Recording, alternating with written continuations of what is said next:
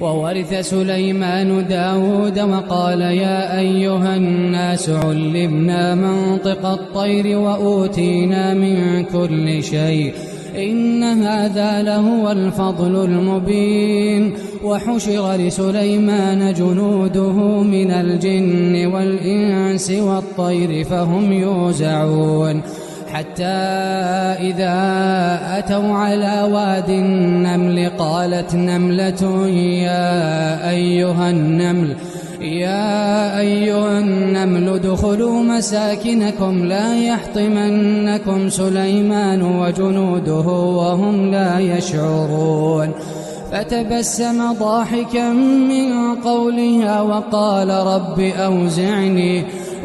رب أوزعني أن أشكر نعمتك التي أنعمت علي وعلى والدي وأن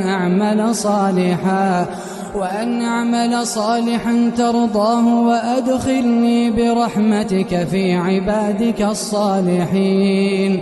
وتفقد الطير فقال ما لي لا أرى الهدهد أم كان من الغائبين لأعذبنه عذابا شديدا أو لأذبحنه أو ليأتيني بسلطان مبين. فمكث غير بعيد فقال أحطت بما لم تحط به وجئتك من سبأ بنبأ يقين. إني وجدت امرأة تملكهم وأوتيت من كل شيء ولها عرش عظيم. وجدتها وقومها يسجدون للشمس من دون الله وزين لهم الشيطان أعمالهم فصدهم عن السبيل فهم لا يهتدون.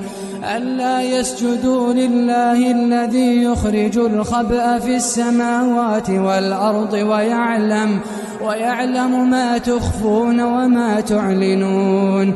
الله لا إله إلا هو رب العرش العظيم.